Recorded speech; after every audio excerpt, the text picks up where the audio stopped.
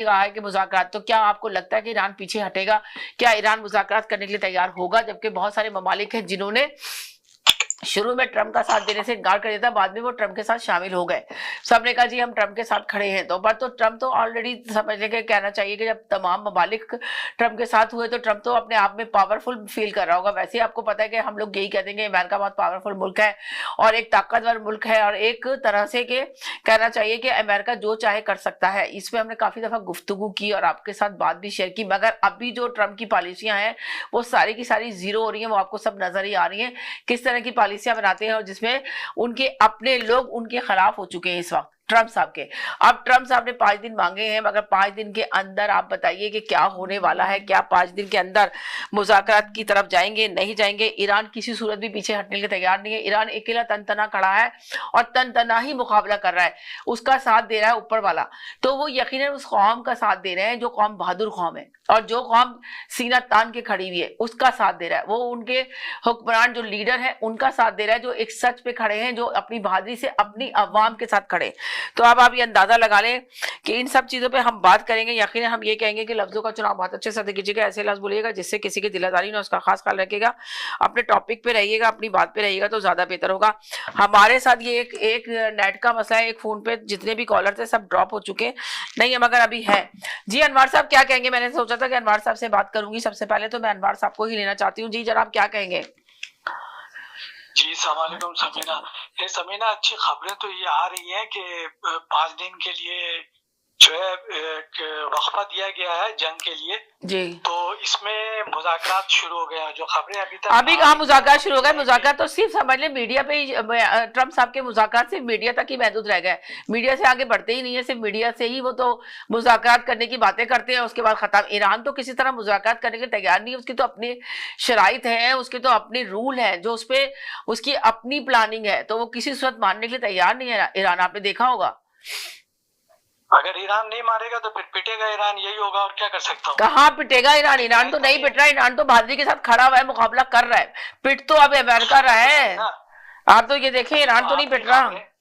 जी ये तो आपकी खबरें है ना। हाँ। खबर ये है कि इस्लामाबाद में पाकिस्तान ने इनिशिएटिव लिया है और संडे को ट्रंप साहब की हमारे हाफिज साहब से बात हुई है जी। उसके बाद हमारे प्राइम मिनिस्टर ने ईरान के प्रेसिडेंट से बात की है और खबरें ये आ रही हैं कि ईरान से कोई बड़ा वफ्द जो है ना वो पाकिस्तान इस्लामाबाद में आया हुआ है। कुछ वहाँ अमेरिका से भी आने वाले हैं और इस तरह से बात बननी शुरू हुई है। मैं ये दावा नहीं कर रहा हूँ आपके प्रोग्राम में कि मुज़ाकरात कामयाब हो जाएंगे। मुज़ाकरात शुरू हुए हैं और जो खबरें आ रही हैं उससे ऐसा लग रहा है कि देखे ये जो जंग जो होती है ना समीना, ये हमेशा आप याद रखें, जब दो मुल्कों के दरमियान जंग होती है तो दोनों का नुकसान होता है। वो दोनों का नहीं, इस वक्त तो पूरी दुनिया का नुकसान हो रहा है। आप दोनों मुल्कों की बात ना करें, इस वक्त पूरी दुनिया की बात करें। दुबई देखें, मिडल ईस्ट देखें कहाँ खड़ा हो गया।